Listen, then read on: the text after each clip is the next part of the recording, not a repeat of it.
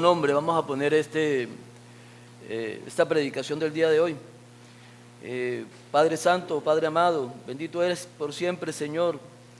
Gracias te damos, Padre Santo, por esta reunión, Señor, porque permitiste, a pesar de los obstáculos que se presentaron, por la lluvia y por cada una de las cosas que se interpusieron en el camino, Señor, para llegar aquí puntualmente, tú pudiste, Señor, nos diste la oportunidad de estar en esta reunión, Señor, para degustar de tu santa palabra, para degustar de tus verdades y para caminar contigo conforme a tu santa voluntad, Señor.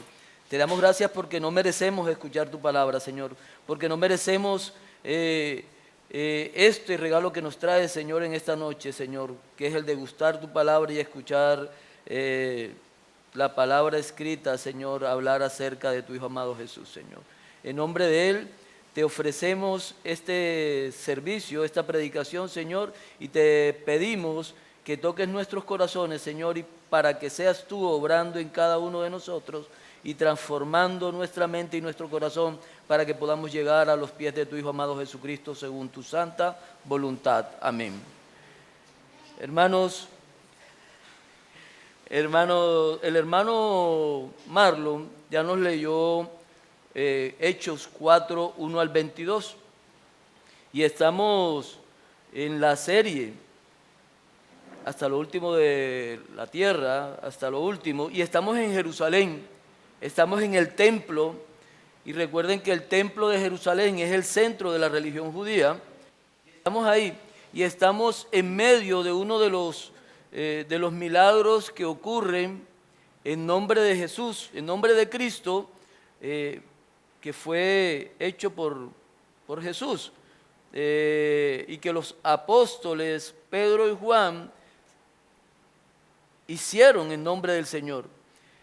Y ellos se encuentran ahí en el templo y se enfrentan, tal como lo vivió nuestro Señor durante su ministerio en la tierra, se enfrentan a la oposición y al enfrentamiento con la dirigencia judía. Y vemos entonces en el transcurso del texto tres actos bien definidos. Primero, del versículo 1 al versículo 4 vemos cómo la oposición, la dirigencia en Jerusalén intenta callar a los apóstoles, quienes valientemente han predicado, proclamado a Cristo resucitado hasta ese momento, y hacen un milagro con un cojo, y ellos son llevados a prisión en este texto, en esta parte del texto. Posteriormente, del versículo 5 al 12, vemos cómo nuevamente la clase dirigente interroga a Pedro y a Juan, y los apóstoles con valentía proclaman el nombre que es sobre todo nombre, el nombre de Jesús. Y al final del versículo 13, del versículo 15 al 22, vemos nuevamente cómo esa férrea oposición lleva nuevamente a prisión a los apóstoles y le impiden hablar en el nombre de Cristo. Entonces vamos a concentrarnos en esos tres actos especiales que encontramos acá, cómo los apóstoles Pedro y Juan proclaman el nombre de Cristo y predican y hablan en nombre de Cristo valientemente por medio de la obra que el Espíritu Santo está haciendo en sus vidas. Entonces, en el versículo 1 al 4 vemos cómo los sacerdotes,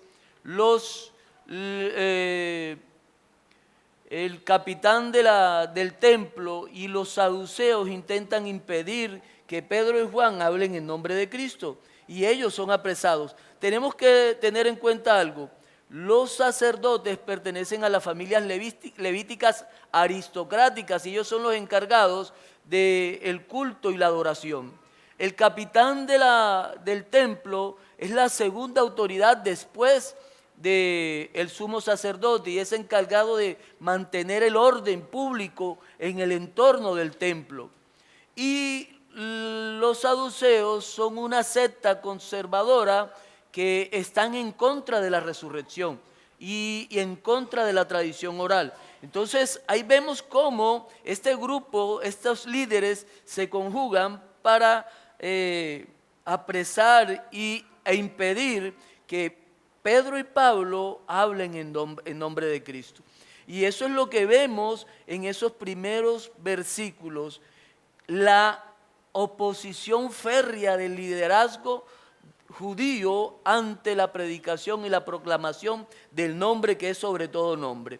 El enojo de esa dirigencia no es porque se haya creado un desorden público, se haya alterado el orden público como tal. El enojo de ellos es que ellos son la autoridad y Pedro y Juan están hablando y no se saben con qué autoridad están hablando en el templo acerca de Jesús. Porque ellos proclaman el nombre de Jesús, el nombre de Cristo. ¿Por qué lo proclaman si ellos no tienen autoridad? Y ese es el enojo de esa dirigencia.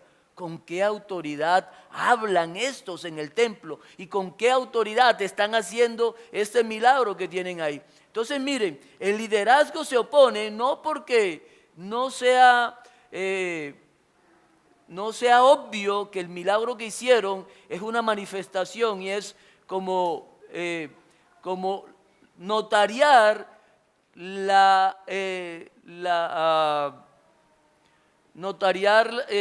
dar evidencia acerca del Mesías, acerca de aquel que habían ellos crucificado. Entonces, ese milagro en nombre de Jesús, lo que estás acreditando a Cristo como el Mesías. Y ellos se ven, los líderes se oponen férreamente a Pedro y a Juan, porque ellos dicen, si nosotros somos los líderes de la iglesia, si nosotros somos los líderes religiosos y políticos, ¿cómo es que estos dos personajes que no tienen ninguna educación vienen a hablar en nombre de alguien que nosotros acabamos de crucificar?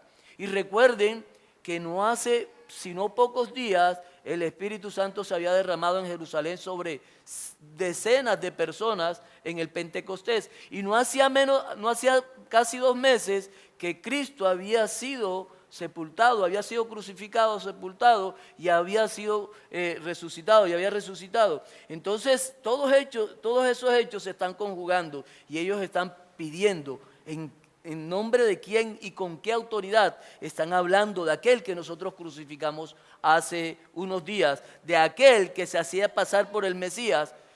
Eso es lo que están haciendo la dirigencia religiosa y política del pueblo judío. Y entonces lo que estamos viendo es que el milagro en sí mismo no tiene discusión. El milagro en sí mismo no admite discusión. El milagro, lo que sucedió con el cojo, es algo que nos hace suponer que el hecho viene y procede directamente de Dios. Pero a ellos no les preocupa eso. A ellos les preocupa es el problema de autoridad. ¿Con qué autoridad? ¿De qué escuela rabínica están hablando? ¿Con qué autoridad del poder político, del poder policial están hablando estas dos personas que no tienen ningún tipo de educación? Y entonces, el problema aquí es que aceptar ese milagro para ellos era aceptar que aquel que habían crucificado era realmente el Mesías. Entonces ahí ocurre la primera oposición que trae el mensaje y la proclamación de Cristo por parte del apóstol Pedro y del apóstol Pablo, del apóstol Juan.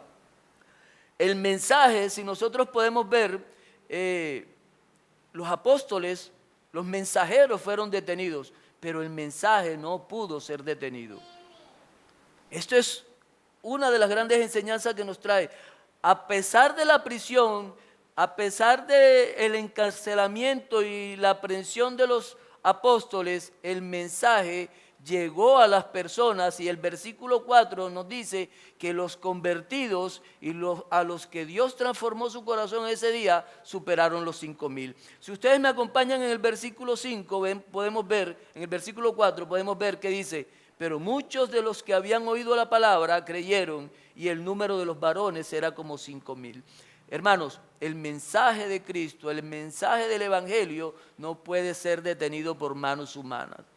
el poder que está en el Evangelio, en la palabra proclamada, no puede ser detenido por ningún tipo de autoridad humana, porque es un mensaje que viene directamente de Dios, es un mensaje que viene directamente de Cristo.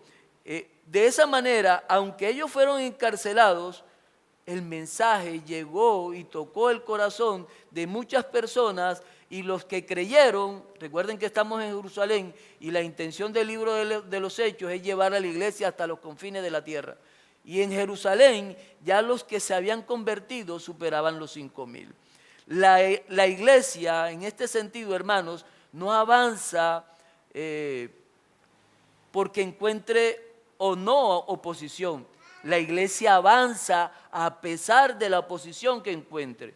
Y a nosotros nos compete, a nosotros nos obliga, el mensaje del Evangelio nos obliga a predicar y hablarlo a las personas, porque aunque la autoridad humana se oponga a ese mensaje, Dios va a llevarlo a que se haga el llamamiento eficaz en las personas que han sido llamadas para salvación. Entonces, aquí nuestra primera enseñanza nos dice es que el mensaje no puede ser detenido por ninguna autoridad humana, porque procede directamente de Dios. Y eso es lo que vemos en los primeros versículos.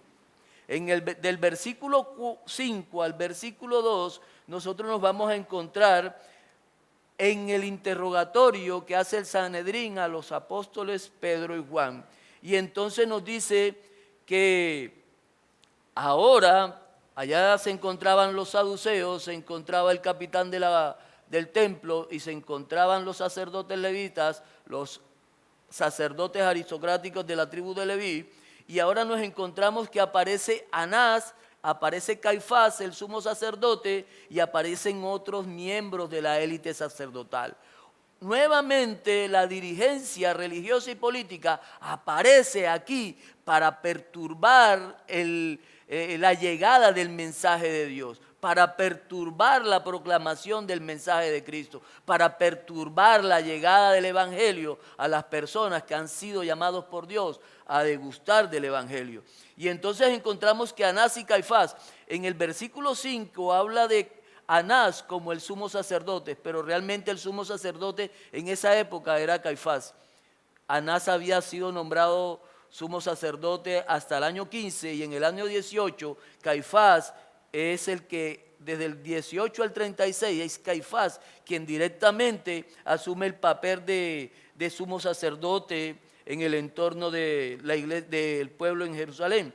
Pero resulta que Anás, que pertenece a una familia importante, es el que controla los hilos del liderazgo político y religioso ahí. Por eso aparece este señor, y él es el que maneja los hilos religiosos y políticos, y ellos vuelven y se preguntan con qué autoridad estas personas que no son educados, que son iletrados, vienen acá y disputan con nosotros la autoridad que tenemos en este momento.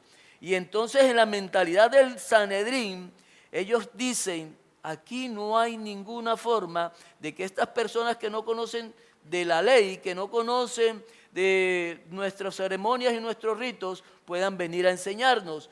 Y es cuando aparece ante la oposición, aparece la proclamación valiente de los apóstoles, y es una proclamación cristocéntrica. Ellos dicen, no dicen ellos que la sabiduría y el conocimiento que están recibiendo y que la proclamación que viene, que hacen con tanta suficiencia, no la hacen por ellos mismos, sino que la hacen por la obra del Espíritu Santo. Y ese es un detalle característico de la iglesia primitiva. Todo era considerado por los apóstoles obra del Espíritu Santo. Y ellos valientemente, a pesar de la oposición de Anás, Caifás, los saduceos, las autoridades de Jerusalén, vienen y dicen que no hay otro nombre en quien pueda haber salvación. Y ellos proclaman el Evangelio valientemente a pesar de esa oposición férrea que representa el liderazgo de Jerusalén. Y nos dice el versículo 8, al 12, nos dice: Pedro, lleno del Espíritu Santo, les dijo a los gobernantes del pueblo y ancianos de Israel: hoy se nos interroga acerca del beneficio hecho a un hombre enfermo, de qué manera éste haya sido sanado. Y él le está diciendo que este Jesús a quien ellos crucificaron, a este Jesús que nosotros estamos proclamando hoy, es el Jesús que ellos habían desechado. Y llama al Salmo 118, versículo 22, para decir que la piedra angular, el ángulo, vamos a leerlo, Salmo 118, versículo 22, la piedra que desecharon los edificadores ha venido a ser cabeza del ángulo. Le está diciendo a los constructores del pueblo judío, a los constructores que son la dirigencia política y religiosa de Israel: ustedes que desecharon a aquel hombre humilde, él llegó a ser la piedra del ángulo. Él llega a ser el fundamento. Él era el Mesías y ustedes lo desecharon. Y en ese sentido, el pasaje nos está confrontando a que nosotros veamos la obra de la proclamación del Evangelio como no un mérito humano, sino como mérito de Dios únicamente. Ellos están dando gracias a Dios. A pesar de toda la posición que encuentra, están dando gracias a Dios y están dando la gloria a Dios. El mensaje no es de ellos, no procede de ellos, sino de Cristo, quien había sido desechado y era la piedra angular de toda la religión y de todo el plan de redención que Dios había ideado desde antes de la fundación del mundo. Y eso es lo que les está diciendo el apóstol Pedro, y eso es lo que les dice el apóstol Juan. Y eso es lo que está tratando de decirnos acá el evangelista Lucas. Está diciendo: la obra, esa proclamación valiente que están haciendo los apóstoles, no es de ellos, el mérito no es de ellos, como el mérito no es de nosotros cuando nos enfrentamos al mundo y ponemos a Cristo en primer lugar y les decimos que solamente en Él hay salvación. El mérito no es nuestro, el mérito es debidamente y completamente de Dios. No hay mérito humano en la obra que nosotros realizamos. El mérito es de Dios y la gloria es para Dios. Nuestro tercer acto inicia desde el versículo 15, pero tenemos que partir de algo, y es que Pedro y Juan con valentía se enfrentan no solamente a la dirigencia, sino que ellos mismos, sobre todo Pedro, que niega a Jesús cuando es aprendido. Ahora Pedro, por la obra del Espíritu Santo y por mérito de Cristo, ahora proclama libremente el Evangelio con valentía. Y eso es algo que tenemos que tener en cuenta. Aquel que había negado a Dios, aquel que había negado al Mesías, aquel que había negado al Cristo, ahora en este momento, por la obra del Espíritu Santo, valientemente proclamaba el nombre de Cristo. ¿Por qué? Porque la obra era de Dios. Él no se identifica como el agente del milagro. Los apóstoles Pedro y Juan no dicen: este milagro lo hicimos nosotros, como vemos en muchas campañas evangelísticas donde dicen: el apóstol sanó a 18 enfermos.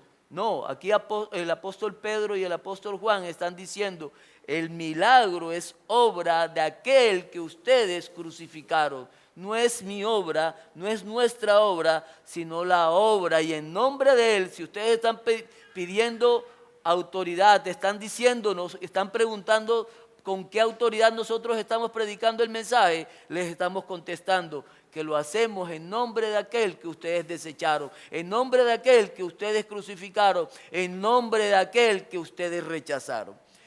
Y tenemos que ver que en esta parte el apóstol Pedro y el apóstol Juan están dando y están enseñando que la salvación es exclusivamente y depende exclusivamente de Cristo.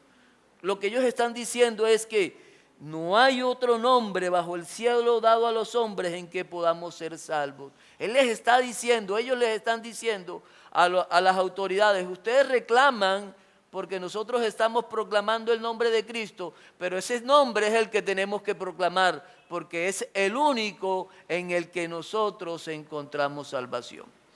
Entonces, por eso, con valentía, por la obra del Espíritu Santo, ellos ahora, enfrentándose a la oposición de la dirigencia, dicen que no hay otro nombre dado bajo el cielo a los hombres en que puedan ser salvos. Él está diciendo, el mérito de la salvación es únicamente de Cristo. La salvación solamente depende de Cristo, de aquel que ustedes alguna vez rechazaron. Y del versículo 13 al versículo 22 nos enseña que nosotros los cristianos podemos sufrir con valentía porque sabemos que la obra no depende de nosotros, sino que depende directamente y únicamente de Dios. El versículo 13 al 22 nos inicia o nos comienza a mostrar cómo los interrogadores de los apóstoles se preguntan cómo estas personas que son iletradas pueden hablar con tanto denuedo, pueden hablar con tanta vehemencia, pueden hablar con tanta convicción y pueden hablar abiertamente y libremente acerca de alguien que fue crucificado y fue rechazado como maldito en la cruz. Y entonces dice que eso se debe exclusivamente a la obra del Espíritu Santo, y eso es lo que Lucas nos está tratando de enseñar acá. Ellos hablan abierta y libremente al pueblo y se enfrentan a la dirigencia porque la obra del Espíritu Santo está operando en ellos. Ha formado un carácter nuevo. Aquellos que huyeron al momento de la aprehensión de Jesús, hoy se enfrentan a todo el mundo sin ningún problema y sin miedo, tal vez sí tenían miedo, pero se enfrentan y no temen hablar y proclamar el nombre de Cristo porque el Espíritu Santo está obrando en su vida. Ese cojo que había sido sanado está ahí al lado de ellos y aunque la dirigencia presenta oposición, ellos no pueden tener, o sea, no tienen objeción alguna, no pueden decir que esa sanidad que se efectuó haya sido un fraude, que haya sido una falsedad o algo. No, ellos seguramente se dieron cuenta que la obra que se había realizado, esa sanidad con el cojo que se había realizado, venía directamente de Dios. Y ellos entendían que de ese hombre que estaban hablando, de ese que había sido crucificado en la cruz, el que había dejado en la cruz, ese realmente era el Mesías. Pero sucedía algo con ellos y es lo que se ha venido hablando en la serie Encuentros con Jesús del libro de Juan. Los dirigentes tenían ceguera espiritual. Y no era solamente una ceguera espiritual, sino una ceguera, era no solamente ceguera intelectual, sino era una ceguera moral y una ceguera espiritual. Lo hemos dicho varias veces, no solamente no querían ver la verdad, sino que no les interesaba ver la verdad. Ellos, aunque no tenían cómo oponerse a la sanidad del cojo y a lo que los hechos demostraban, ellos rechazaban no solamente el mensaje que llegaba, sino al dador del mensaje, a Cristo Jesús, que era a quien se proclamaba en ese momento. Ese cojo era un símbolo viviente de que Cristo era el Mesías que había sido desechado. Pero a pesar de que ellos conocen y pueden entender que es la obra de Dios la que opera en la vida del cojo, ellos lo que hacen es rechazar a Cristo, a rechazar el mensaje de los apóstoles y niegan a arrepentirse y ponerse de rodillas delante del Dios del cielo. Eran ciegos espiritualmente, no querían ver y la verdad tampoco podían ver. Tenían el corazón endurecido a tal punto que no podían ver el mensaje y la verdad de Dios manifestada en la obra que se estaba realizando por medio de aquella persona que había sido sanada. Ahora, cuando estas autoridades, Anás, Caifás y todas las autoridades ven que no pueden cómo confrontar a los apóstoles, lo único que hacen es decirles, amenazarlos para que no hablen más en el nombre de Cristo. Pero con valentía nuevamente los apóstoles dicen: juzgad si es justo delante de Dios obedeceros a vosotros antes que a Dios, porque no podemos dejar de decir lo que hemos visto y oído. Ellos están diciendo: nuestro deber, y es nuestro deber como hijos de Dios, obedecer a Dios antes que a los hombres. Nosotros no estamos en la iglesia para agradar a los hombres, hermanos. Nosotros estamos para hacer la voluntad de Dios. Nosotros no somos admiradores de Cristo, nosotros somos siervos de Cristo. Nosotros hacemos la voluntad de Dios y tenemos que hacer la voluntad de Dios mirando a Dios justamente y no mirando a los hombres. Y eso es lo que nos enseñan los apóstoles de hoy. Esos apóstoles nos están enseñando que es nuestro deber como iglesia honrar a Dios, obedecer a Dios antes que a los hombres, porque el mensaje procede directamente de Dios. Vemos aquí cómo la iglesia en medio del sufrimiento continúa su labor. Vemos cómo los pueblos de la tierra, en algunos pueblos perseguidos, los cristianos perseguidos en algunas naciones de la tierra, continúan predicando y proclamando el nombre de aquel que murió en la cruz, de nuestro Salvador Jesucristo. Nosotros vemos cómo los cristianos hoy están siendo perseguidos en Nigeria, el Congo, en la China, y aún así, aunque están muriendo, están dando la cara frente a la oposición con valentía y enfrentándose a la dirigencia y a las autoridades y a los grupos que están en contra de la proclamación del nombre de Cristo, enfrentándose porque es la obra de Dios operando en sus vidas. Nosotros no sufrimos tal vez esa situación, nosotros no estamos siendo perseguidos en este momento, pero para allá vamos. Hoy muchos cristianos en el mundo se encuentran en la situación en que estaban Pedro y Pablo en la iglesia primitiva. Hoy muchos cristianos son perseguidos, pero esta confrontación y esta oposición que enfrenta la iglesia primitiva nos enseña que el mensaje procede de Dios y que la centralidad del mensaje es únicamente Cristo, porque la exclusividad de la salvación es únicamente de Él. Desde el punto de vista reformado, este pasaje lo que nos está diciendo es que la única autoridad que tenemos nosotros para predicar y proclamar el nombre de Cristo es la autoridad de Dios. No nos sometemos a las autoridades humanas. No estoy enviando un mal mensaje. Estamos diciendo que nuestra primera obligación es con Dios antes que con las personas. Y eso fue lo que ellos hicieron. La iglesia hoy no hace lo que muchas iglesias hacen, hermanos. No se trata de cristotecas, no se trata de campañas evangelísticas para promocionar a un pastor, a un apóstol, a un profeta, para llenar la iglesia, para hacer 10 cultos en el día, sino para proclamar el nombre de Cristo, el Salvador, el nombre que es sobre todo nombre. Hechos 4:1 al 22 nos llama a hablar con valentía, hermanos. A hablar con valentía aún en medio de esa oposición que encontremos en el mundo. A eso nos llama Hechos 4:1 al 22. No se trata de hablar imprudentemente, no se trata de un heroísmo imprudente. Se trata de proclamar el evangelio, de proclamar el mensaje de Cristo con valentía, porque el Espíritu Santo está obrando en nuestras vidas. No es la obra del hombre, no es la obra del mensajero, es la obra de Dios. Es el mensaje de Dios el que se proclama, y ese mensaje no puede ser detenido por manos humanas, hermanos. La gloria es para Cristo. Padre Santo, Padre amado, te damos gracias, Señor, por lo que hoy nos has enseñado, por el mensaje que nos has querido traer, Señor, para que aún en medio de la oposición, el temor y la dificultad, Señor, nos atrevamos a compartir el mensaje del Evangelio, Señor, hasta lo último de la tierra.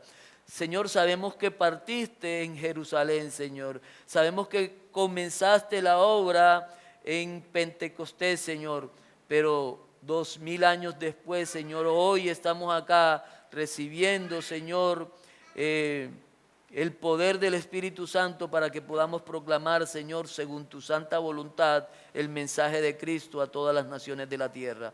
Padre Santo, danos de esa valentía, Señor, que solamente el Espíritu Santo nos puede ofrecer, Señor, para que proclamemos el nombre de Cristo, Señor, sin temor, para que podamos enfrentar cualquier oposición sin temor, Señor, y para que solamente la gloria sea dada a ti, Padre Santo. Hoy, Señor, te pedimos que tengas misericordia de nosotros, Padre amado, y que nos lleves, Señor, al sitio, a nuestros trabajos, a los sitios que tú hayas destinado a que lleguemos, Señor, con el mensaje que tú hayas determinado llevar a tu pueblo, Señor, para que tu obra continúe transformando los corazones y las mentes de las personas, Señor, y aquellos que han sido llamados para salvación y vida eterna, lleguen a tu iglesia, Padre Santo. En nombre de tu Hijo amado Jesús, te lo pedimos. Amén.